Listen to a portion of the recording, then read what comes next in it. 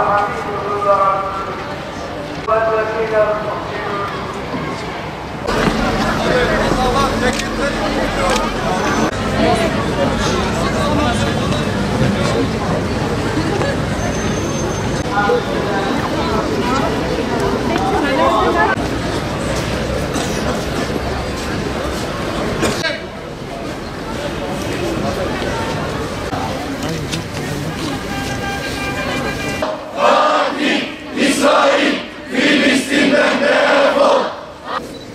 Bizim için Kudüs, tevhid ve kardeşliğin merkezidir. Kudüs, merhametin ve sulhün menbaıdır.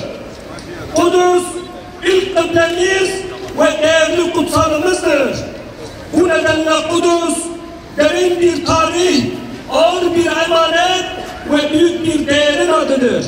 Ve Siyonistlerin Filistin topraklarındaki Müslümanların evlerine, iş yerlerine ve çocuklarına saldırısı hiç bitmedi. Bugün bütün dünyanın gözü önünde, bütün uluslararası hukuk ve anlaşmalara yok sayılarak İsrail'in işgal, katliam ve vahşeti devam etmektedir. İsrail bu şımarıklığına, bu hukuksuzluğuna ve bu katliamlarına Haçlı İttifakı'nın arkasına sığınarak maalesef devam etmektedir. ABD Başkanı Trump evvelki gün bütün dünyanın gözü önünde ve açıkça Kudüs İsrail'in başkentidir ve ABD Büyükelçiliği de Kudüs'e taşınacaktır dedi. Bu açıklama insanlığa ihanettir. Bu açıklama fitnenin fitilini tutuşturmak, bölgesel bir savaşı kışkırtmaktır. Trump ve ABD'nin bu kararını şiddetle kınıyor ve lanetliyoruz. Amerika kahrolsun İsrail! İsrail'in başkenti dün Londra, bugün ise Washington'dur. İsrail'in başkenti asla Kudüs olamaz.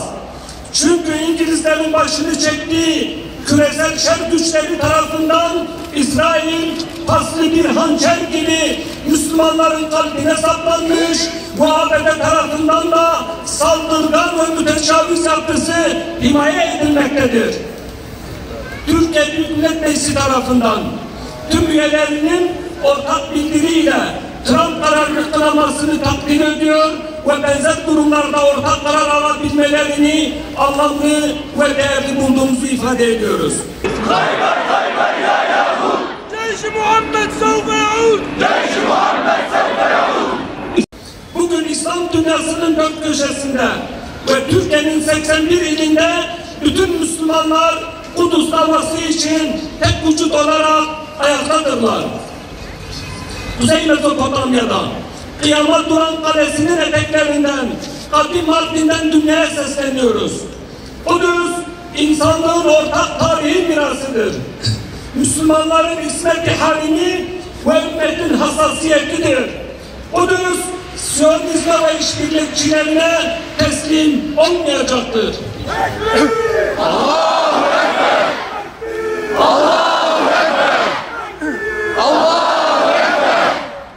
Uyumak, Kudüs'e sahip çık! Yaşasın Filistin direnişi, yaşasın intifada. ووقع طياراتهم وعور جامياتهم اللهم اهلك عمالقه واسرائيل